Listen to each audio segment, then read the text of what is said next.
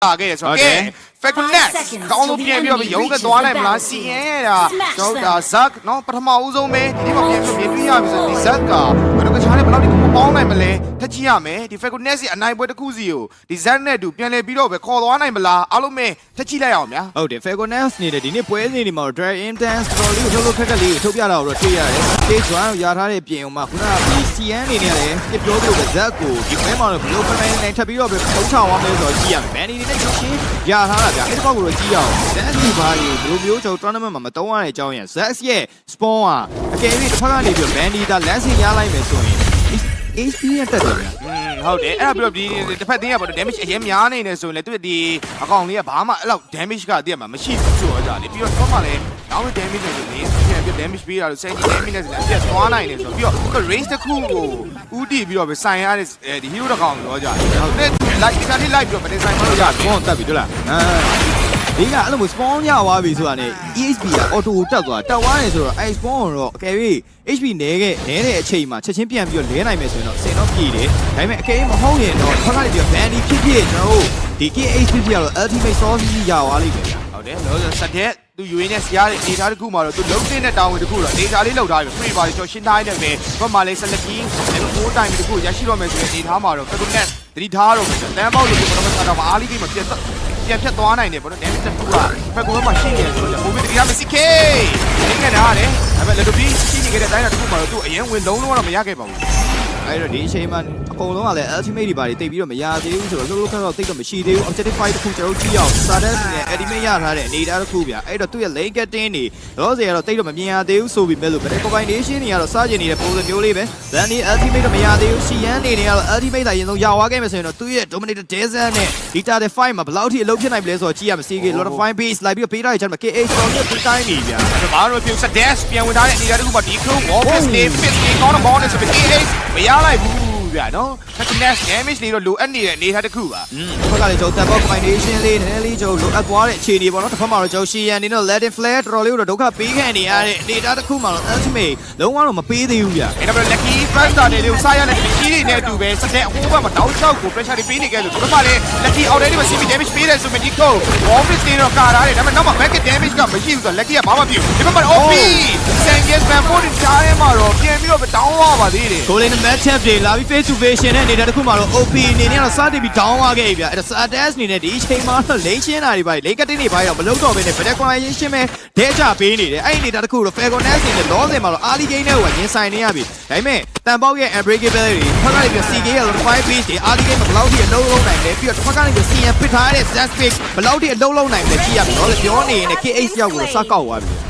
ီနောက်ကနေငယ်လေးကို Faculnet ပြန်ပြီးတော့ရရှိထားပါတယ်နောက်ပိုင်းသူတို့ဒီ AOG တွေ CN ရဲ့ AD တွေပိုပေါင်းလာရင်တော့ပိုကောင်းတယ်ဗျအဲ့နောက်မှလည်း CK တောက်လျှောက်လိုက်လာနိုင်တော့အဆင်ပြေတယ်ဒီကဲတဲ့ battle တစ်ခုကတော့ဒီကိုထိန်းထားပြီးဆက်လက်ကြီးဒါပေမဲ့အဲ့နောက်မှာ damage မပါလာခဲ့တော့ဆက်ကြီး dream web flick ကလာလေးပဲပြန်ပြီးဆန်းဘောကိုတော့ပြန်ပြီး damage ပေးထားပါသေးတယ် OP တော့မသိဘူးတပယ်လေးပဲဗျကျန်နေခဲ့တဲ့ CK မှာထပ်ပြီးတောင်းနိုင်တဲ့အနေအထားတစ်ခု lucky တောက်လျှောက်ပဲ damage ပေးတယ်နောက်မှာ damage ထပ်ချိနေအောင်ပဲဆိုတော့ let the play damage တွေနဲ့ဆန်ကြီးအောက်မှာတော့ defecate ကိုရရှိသွားခဲ့ပါပြီစန်ချီတကယ်ကိုကောင်းတဲ့ outplay တစ်ခုတော့တစ်ဖက်ကနေပြီး Faculnet ကိုကောင်းကောင်းသင်ပေးလိုက်ပြီးတော့ပြောလို့ရမယ်တစ်ဖက်မှာလည်း Stardust နဲ့ lane getting စတင်ပြီးတော့လုံးနေပြီးတစ်ဖက်မှာလည်း CN ပြင်ပြီးတော့အိတ်ကန်ထားတဲ့ dominator desert ပေးထားတဲ့ဆိုပြီးတော့တစ်ဖက်ကနေပြီး damage output တွေပါနေတဲ့ data ကိုမှ back up မရတော့ဘူးတန်းဖောက်ပြန်ပြီးတော့တောက်ချက် damage တွေ back up ပြီးတော့ပြန်ပြီးတော့ပေးထားရင်းနဲ့ပဲ Facu Esport ခေါင်းတိုးလာနေတဲ့အနေထားတော့အဆင်တော့ပြေခဲ့ပြီဒါပေမဲ့အဲ့နောက်မှာ CK dash လို့ပြီးဆိုတာဝါလေးမပြောင်းနေတဲ့အနေထားမှာတော့သူပြတော့မရလိုက်ဘူးဗျ Faculnet တန်တော့မတန်နိုင်ဘူးနော်ဝေးတော့တဖြည်းဖြည်းချင်းစီနဲ့အချိန်မြင့်လာပြီလို့တော့ပြောရမှာဗျတစ်ဖက်မှာကြည့်မယ်ဆို OP အနေနဲ့ဖက်တော့မထည့်နိုင်ဘူး strike down ပြီးသွားထားတယ် Stardust တဖြည်းဖြည်းနဲ့တော့ attention တွေတော်တော်လေးကိုကြားနေပြီလို့တော့ပြောရမယ်ဆိုရင်တော့အနေတော့များတဲ့အတိုင်းပဲ Stardust ကိုဖြတ်ဖို့လောလောဆယ် Faculnet damage လုံးဝမရှိသေးဘူးဗျလုံးဝမလွယ်တော့ dash level HP ကိုဝင်ထိုးလိုက်ပြီ level 7မှာတစ်ဖက်မှာ jungle တိုင်း level 7 level 6ဆိုတဲ့အတိုင်းတော့ဒီပေါ် HP ကောလေးဝါတယ်အဲ့တော့မှ2ဆင်းနေပါပြီပေါ်လာတယ်အဲ့တော့မှတော့ခါလေး damage ဖြစ်တာ dash flick ကအလားလေးပဲပြန်ပြီးရှောင်ထားတယ် flick ကလေးတော်တော်လေးကောင်းသွားတယ်လို့ပြောမှာပဲ Robo Uranus ကို flicker နဲ့ဆိုတော့တော်တော်လေးတော့စိတ်ကြံစားတော့ဖြစ်နေမှာဗျအဲ့တော့တစ်ဖက်ကနေ Faculnet အလုပ်တွေတော့ early game နဲ့တော်တော်လေးရှုံးနေပြီဆိုတော့ unbreakable လဲထားသေးတယ် Stardust Spectrum မြင်ရထားတဲ့ဂျားလေးကိုမှ dominant နဲ့ desert ထပ်ပြီးတော့ပေးထားသေးတယ် My Eater ဂျားလေးမှာ Stardust အခုချိန်ကြည့်တော့ကြာသွားပါပြီဗျအဲ့တော့မှ Slap Stand ပြန်ပြီး KX ပေးတဲ့ Sandy damage ဂျားပြီးခုဒေါင်းတော့မဒေါင်းသွားဘူးဗျ flick ကဘာညာလဲပြန်ပြီးသုံးထားနိုင်တယ်ဆိုတော့ကြာလေဒါပေမဲ့လောလောဆယ်ပြောရမှာတော့ dash ကို damage ပေးဖို့အတွက် Fairness တော်လေးခက်ခဲနေပြီ9မိနစ်တိုင်မီတောင်မှဒီလောက်ထိခက်ခဲနေပြီဆိုတော့နောက်ပိုင်းနေပို့ပြီးတော့ဖျက်ရတာမလွယ်ကူတော့ဘူးဆိုရင်တော့ damage တွေအားလုံးကိုစက်တဲ့အားလုံးစားသွားပြီးတော့ spare တွေမကျန်တော့တဲ့ Fairness နဲ့ပွဲဖြတ်ကန်ရဖို့တော့ရာခိုင်နှုန်းကများနေကြပြီလို့ဆို KH ဖလကပြန်ပြီးတော့ပေးလိုက်ရတယ်အောင်မလဲ first tower တလို့လိုချင်သေးတယ်ဆိုပေမဲ့ backup ပြီးကြားထဲမှာတော့မရလိုက်ဘူးဗျာ ပြန်ပြီးတော့ forward ထားမှတော့ပို့ပြီးတော့ safe တော့ဖြစ်မယ်ပေါ့နော်အဲ့တော့ dash ကိုတော့နှစ်ခါ3ခါလောက် down လှုပ်ထားလိုက်မယ်ဆိုရင်တော့လည်းပျော်သွားနိုင်ကြတော့ရှိရဲထပ်ပြီးတော့ပဲ San Ji ကို try ကြည့်အောင်မယ်ဗျာ San Ji အနေနဲ့တော့ 74ရှိရဆိုရင်မလို့ပြီးတော့ oh AOG 14ကိုလွဲသွားတယ်တပ်ပေါက် Nelly ကတော့ connection လေးတော့လိုအပ်နေပြီဗျာ Sanji man 4နဲ့တော့ပြန်ပြီးတော့ OP ကိုမင်းနေတာဗျာသူပြီးဝဲမှာတော့မ Sanji ကိုမလုံးရဲဘူးဗျာ Flick ကမရှိတာတောင်းမှမလုံးရဲတဲ့အနေထားအဲ့တော့ 3v1 မှာလည်းမမေးရဲဘူးတစ်ဖက်မှာလည်း Winners ကိုထိန်းဖို့တော့ခက်ခဲနေကြတဲ့ Falconet နောက်ပိုင်းပို့ပြီးတော့ခက်ခဲလာဖို့တော့ရှိရင် Nico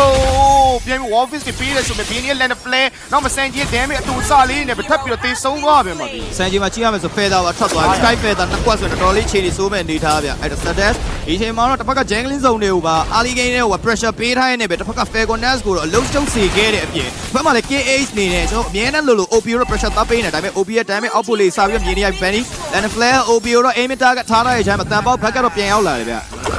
အဲ့တော့တန်ပေါက်ဘက်ကလေးကမြန်သွားလို့မဟုတ်ဘူးဆို OPC အားလုံးဝင်ပြီးတော့လုံးပါဗျာစတဲ့တော့ပါတော့ spare တွေအားလုံးပေးပြီးတော့ဝင်လုံးမဲ့အနေထားပေါ့နော်ကဲလက်ရှိမှာတော့ပွဲရ6မိနစ်မှာ number 3k တော်တော်လေးတော့ပြတ်နေတယ်လို့ပဲပြောရမှာပဲအဲ့ပြတ်နေတဲ့ network ကတ်တွေတခုထင်းရတင်ရတာခက်နေတဲ့ UNS timing တွေ damage အရင်များနေတဲ့ Sanji ရဲ့ timing တွေဘယ်လိုမျိုးပြန်ပြီးတော့ဖြည့်ရှင်းမလဲထက်ကြည့်ရမယ်ဗျာနောက်ပိုင်း objective တွေထပ်ပေးရအောင်မယ်နောက်ဆုံး last star တွေလည်းထပ်ပေးရအောင်မယ်ဆိုရင် network ကထပ်ပြတ်နိုင်တာဆိုတော့ဒီတော့အတွင်းမှာ Falconet တခုခုလေးပဲဘာလေးနဲ့လုတ်ပြတ်သွားနိုင်မလဲထက်ကြည့်ရမယ်ဗျသူတို့ရဲ့ front line အားတွေကိုပဲထပ်ပြီးတော့အသုံးချလာမလားဆိုတော့ကြည့်ရမယ်တန်ပေါင်းနဲ့ new goal နဲ့မာလာခဲ့မယ်ဆိုရင်တော့ CK ဝင်ရထွက်ရတာလေးကတော်တော်လေးအဆင်ပြေလာလိမ့်မယ်ဒါပေမဲ့ loss တွေကတော့ Sadesh တော်တော်လေးကိုတော့ကျွန်တော် pressure ပေးနေတယ်လို့ပြောမယ်နောက်မှလည်း Bandy ရဲ့ damage play တွေတော်တော်လေးဒုက္ခပေးနေတဲ့ဂျားတွေကိုမှ Sanji ကလည်း damage ထွက်နေပြီဗျာတန်ပေါက်နော် level 7နဲ့တော်တော်လေးအဆင်မပြေနေဘူးလို့ပဲပြောရမှာဒီဘက်က dash က level 9ဆိုတော့ကြာတယ်တသိန်းလုံးမှာ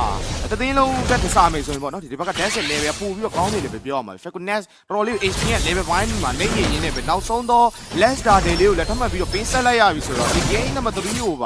ါပြန်နေပြီးတော့ပဲအင်းခံရတော့မှလားပြန်ပေးလိုက်ရတော့မလားမိခင်ကတော့သူတို့မတာတော့ဘူးမိခင်ပြန်တာဖို့အတွက်ပြုရအများကြီးယူချက်ခဲ့တယ်မတာတော့ဒါပေမဲ့တော့ dash ပြေးတိုးခံထားရဆိုပေမဲ့ဖလကာတွေ3ဝင်းရနေတဲ့တိုင်းတာတခုမှာ dash ကိုပေးဖို့တော့မလို့ KH ပြန်ဝင်လာပြီဆိုတော့ stand မှာပါလာတဲ့ကောင်တွေတခါလေးတန်းတောင်းသွားနေတယ်ရှိတယ် Sanji မန်ဖို့ပြန်ပြီးဖို့တကြိုးစားစပဒီကို back လေးတော့ကာမလီက rolly ကောင်းသွားတယ်လို့ပြောမှာပဲ damage တွေပြန်ပြီးတော့မျှခံထားနေပဲ Falconet အနေနဲ့ sticky form တစ်ခုကိုပြန်ပြီးတော့ပုံဖော်ဖို့တော့ကြိုးစားနေရဗျာဒါပေမဲ့တစ်ဖက်မှာလည်း Sasuke အနေနဲ့တော့ tower position တွေကတော့သွားပြီးတော့လုံးနေပြီအဲ့တော့ကျွန်တော်တို့ဒီ layman ပိုင်းဆိုင်ရာတွေကအစ Falconet အနေနဲ့တော့ကတော့ pressure ပေးခဲ့နေရတယ်ဆိုတော့ early game တော်တော်လေးတော့နေဝိုင်းတွေပြောလို့ရမယ်သူတို့ switch ရှာဖို့ကတော့ chain တွေပေါက်ကိုလိုအပ်တယ်ဗျာဒါပေမဲ့အဲ့လိုမျိုးလိုအပ်တယ်ဆိုရင် space ကိုဘယ်လိုရှာပေးမလဲဆိုတော့ဆက်ပြီးစောင့်ကြည့်ရပါမယ် okay အဲ့တော့ left lane နော်စပီကွန်အိင်းလို့မရတာဗျာ wall ဝင်ပေးတယ်လက်ဝင်ပေးတယ်ဆိုပြီးပဲစပယ်တွေကုန်သွားတယ်ဘာမှပြတ်မလာဘူး KH ပြန်ဝင်တယ်ဆိုတော့မင်းနောက်မှာ Seleki damage စီချိုင်းမဒီခိုးတော်တော်လေးသွေးကိုင်းနေနေပဲ dash damage စီချိုင်းမပြန်တောင်းတော့တစ်ဖက်မှာလည်း Sanji damage နဲ့သူ CK တောင်းသွားပါပြီ Sanji အနေနဲ့တော့ outland မှာ 3vs1 တွေ့တဲ့ဟိုသူ့ရဲ့အနေတစ်ခုပြသထားပြီးသားဆိုတော့ by 1အနေထားမှာတော့ဘာမှသိအများကြီးတော့ပြောစရာမလိုဘူးတစ်ဖက်မှာ KH side ပဲဝင်ထားတဲ့ Jadem Define ပြန်ပြီးတော့ရုံးထွက်ထားတယ်ဆိုတော့ OP ဒီအချိန်မှာတော့အရန်ရှိတဲ့ရတာခက်ခဲနေပြီဗျအဲ့နံပါတ် all in second tower တလုံးကိုလည်း Sanji ဆက်လက်ပြီးယူဖို့တကြိုးစားနေလို့ Mega Fast Tower လည်းဒီနေ့ damage ကြားမှာထိရောက်သွားဖို့တော့ရှိမယ်ဗျာ Lucky ကဒီလုံးဝသွင်းနေနေတဲ့ကောင်တခါတည်းတန်းနိုင်မဲ့အနေတာသူ့မှာလည်း damage ဒီ area chain မယူရှိနေတာဆိုတော့လက်ရှိမှာ Falconet တော်လေးကိုတိုင်ပတ်နေအဲ့တော့မှနောက်မှာ Bini က Ice Queen 1ဆိုတော့ထပ်ပြီးတော့ slow တွေခံရတော့မှာ Daniel Flare ရဲ့နောက်မှာ slow တွေပါထပ်ပြီးတော့ပါလာတော့မယ်ဆိုရင် Bini ရဲ့ Chushe ဒီပွဲမှာလည်းကျွန်တော် performance တွေထပ်ပြီးတော့ပြသထားနေ Falcon အနေနဲ့တော့အရင်ရက်တွေကထပ်ပို့ပြီးတော့တင်းငိမ့်လာတယ်လို့တော့လက်ခံလို့ရမှာပဲအဲ့တော့ထပ်ပြီးတော့ပဲဒီပွဲကနိုင်သွားခဲ့မယ်ဆိုရင်တော့ Grand Final ကိုတက်ပြီးတော့ပဲသူတို့ရဲ့မချေပွဲကို Young Gladiators နဲ့ထပ်ပြီးတော့နှွှဲအောင်ပါဗျာကဲအဲ့နံပါတ်တန်ပေါက်ပါလိမ့်မယ်လုံးလို့ရမလဲဆိုတခုလုံးပြဖို့တကြိုးစားတယ်ဆိုမ dash ကိုဘလို့မှမရှင်းတာဘလို့ရှင်းလို့ရမလဲ dash ရဲ့ level နဲ့တသိန်းလုံးရဲ့ level တအားကွာနေသူတို့ရဲ့ဒီလုံးဝ CK အမြင့်ဆုံး level တော့မှ30ပဲကြီးအဲ့ဒီမှာ dash က level 17ဆိုတော့အရင်ကွာဟာလာတဲ့အနေထားပေါ့နော်အဲ့တော့မှနောက်တဲ့ဒီနောက်ဘက်မှာလည်း 8k ကျော်အပြတ်သက်နဲ့ထပ်ပြီးတော့ပေးထားတယ်နောက်တော့မကြခင်ပေါ်လာတော့ fast law ပါထပ်ပေးရအောင်မယ်ဆိုတော့8 network က90 10k ဒီပါတွေထပ်ပြတ်နိုင်တယ်ဗျ OP ကိုတိုင်းလည်းသူ့ရဲ့ damage output တွေကို backline နဲ့အထိမထည့်နိုင်တဲ့အနေဒါတစ်ခုမှတော့ Falcon အနေနဲ့ Falconet အနေနဲ့တော်တော်လေးကိုလည်း network gap တွေကွာဟနေတဲ့အချိန်မှာ speed တွေရှားတာအစတော်တော်လေးကိုခက်ခဲနေရလို့ပြောရမယ်ဒီကလည်း lucky ရဲ့ link page ကြောင့်လည်းပါတယ်ပေါ့နော်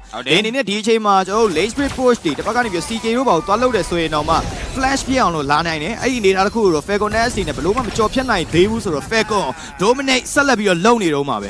အ အဲ့တော့ game number 3ကိုပါဆက်လက်ပြီးဦးဆောင်ဖို့အတွက်เนาะတော်တော်လေးတော့ကြိုးစားနေပြီ OP အထဲထဲဒီပါဖြတ်ကန်နေရတာတင် Temple Play မလွတ်တော့ဘူးဗျာ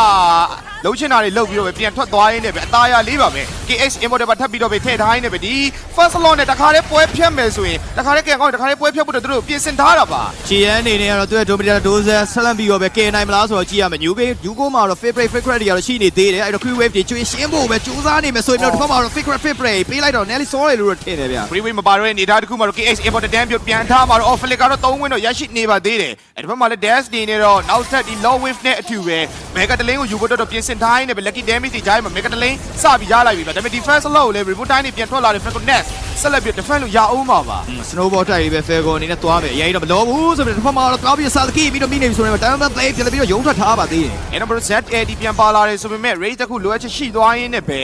CN AT လေးကတော့ဘာမှမဖြစ်သွားဘူးလို့ပဲပြောရမှာပဲ Falcon Nest နေနဲ့အားလေးစကနေရတဲ့ဒီ Mega 7 minute ထိကိုသူတို့ team fight တစ်ခုကောင်းကောင်းမွန်မွန်မပြနိုင်သေးဘူးလို့ပဲပြောရမှာပဲ စာအထက်ကိုရှင်းမရတဲ့ပြဿနာကတော့တော်တော်လေးကိုစိုးနေပြီပေါ့နော်2-8ပြ11 minute မှာတော့ဒီအချိန်မှာ Falcon အနေနဲ့တော့တော်တော်လေးကို pressure ပေးနေရလို့တော့ပြောရမယ် Sardes အနေနဲ့ကလည်းဒီကောင်းကောင်းကြီးကို sample လုပ်နေနိုင်တဲ့အချိန်ဒီအချိန်မှာတော့ Falcon အနေနဲ့သူတို့ objective တွေလည်းအများကြီးတွန်းထားပြီးသွားပြီ rest ထားပြီးသွားပြီဆိုတော့ family တွေပြန်လည်ပြီးတော့ focus မယ်ထပ်ပြီးတော့ပဲ item တွေရလာပြီဆိုတာနဲ့ high ground ထပ်တက်မယ်ဆိုရင်တော့သူတို့အနေနဲ့ game number 3ကိုအနိုင်ယူပြီးတော့နောက်ထပ် high ground တက်နိုင်ဖို့အတွက်ကတော့တော်တော်လေးအဆင်ပြေလိမ့်မယ်ဗျ ချက်လက်ခီ BOD ပဲထပ်ပြီးတော့ပြီးသွားပြီဆိုတော့ Falcon output damage ကဒီထက်များလာဖို့တော့ပဲရှိတော့မယ်ဗျအဲ့ဒီဘက်မှာလည်း first law နဲ့ဒီ Mega တလင်းရထားတယ်ဆိုတော့နောက်တော့မချခင်ပေါ်လာတော့မဲ့ second law ပို့ပါ Falcon ထပ်မှန်ပြီးတော့တိမ့်ဖိုက်သွားခဲ့မယ်ဆိုရင်တော့ပွဲဟိုပါတခါတည်းအန်သွားနိုင်တဲ့အနေအထားတစ်ခုရသွားမှာဆိုတော့ကြာလေ second log ကိုဆက်လက်ပြီးတော့ Falcon Esport ရရှိသွားမလားဒါမှမဟုတ် Falcon Nest ကပဲအကောင်ဆုံးပြန်နေပြီးတော့ defend ထားရင်းနဲ့ second log တစ်ချိန်ကိုပြန်ရောက်lưuသွားနိုင်မလားလွယ်တော့မလွယ်ဘူးဆိုမြဲအဲ့မလွယ်ကူတဲ့အရာကိုဒီအချိန်မှာပြန်လုံးပြနိုင်ပါတာလျင်ဒီပွဲကိုပြန်ပြီးခန်းဖို့ point ကရမှာဗျ ဒီအချိန်ကလည်းအရင်ခေါင်းတိုးလို့မရတဲ့အခြေအနေဖြစ်နေတယ်တန်ပေါက်ကိုယ်တိုင်လည်းတူတိုးဝိုင်းနောက်မှာဘန်ဒီရဲ့ Lantern Flare တွေရှိနေတာဆိုတော့ကြာဝါလည်းဖြစ်နိုင်တယ်ပြောရစလို့နေ Tsunami Slam OP Purifying လေးနဲ့တော့ကယ်ဝါသေးတယ်ဗျာအဲ့တော့ Dash ကိုလည်းဖြတ်ဖို့တော့ခက်ခဲနေရင်းနဲ့ပဲ Falcon Nest နေနဲ့ပေါ့နော်ဖြတ်စီရတယ်အရင်များနေတယ် network တွေရော Dash ကိုရောပေါ့နော်အိုးဒါပေမဲ့ Dash တော်တော်လေးသွေးခိုင်းနေတယ်ဒီတစ်ခေါက်မှာတော့ over damage အနေနဲ့ပြန်ပြီးတော့များလာပြီလို့ပဲပြောရမှာပဲဗျ Falcon အသင်းအနေနဲ့ဒီအချိန်မှာ Snowball ပုံစံလေးပဲဆက်ပြီးတော့သွားနေသေးတယ် Falcon Nest ကိုတော့ base ကနေဆွဲထုတ်ဖို့အတွက်ကတော့စူးစမ်းနေဗျာအဲ့အတွက် Dash နေတဲ့စားစားချင်းစီတော့ bait နဲ့လုံးနေတယ်ဒါပေမဲ့ second law objective ကလည်းပေါ်တော့မှာဆိုတော့ Falcon Nest အနေနဲ့နည်းနည်းလေး queue စိုက်ဖို့တော့လိုတယ်ပွဲဒီ7 minute second law ဆက်လက်ပြီးတော့ Falcon Esport ထိရောက်အောင်မယ်ဆိုတော့ရှက်ပြောခဲ့သလိုပဲဒီ second law နဲ့တခါတည်းပွဲအံ့သွားတော့မယ်လို့ထင်တယ်အဲဆိုရင်တော့ upper final ပွဲတဲ့ပွဲကိုပဲကျွန်တော် grand final ပြန်ကြည့်ရမယ့်သဘောပေါ့နော် YG ကတော့မနစ်ဖြတ်မှာအသာရလေးကိုစောင့်နေခဲ့ပြီအဲ့တော့ YG နဲ့တွေ့ရမယ့်အသင်းက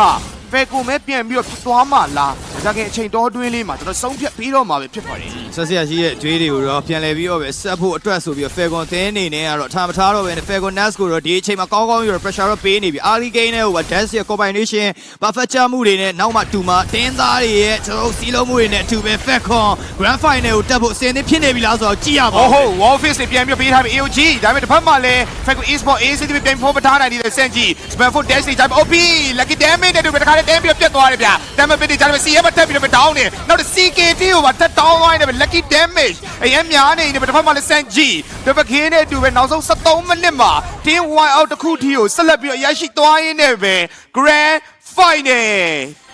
တလန်းသွားခဲ့ပြီပဲဖြစ်ပါတယ် Falcon အနေနဲ့ကတော့ကျင်းတွေပေါက်ကိုတော့မနှက်ပြကြရတော့ရန်ကုန် Gladi Ghost နဲ့ပြန်လဲရင်ဆိုင်ရင်းနဲ့ပဲရှုံးရတဲ့အကျွေးတွေကိုပြန်လဲပြီးတော့စနိုင်မလား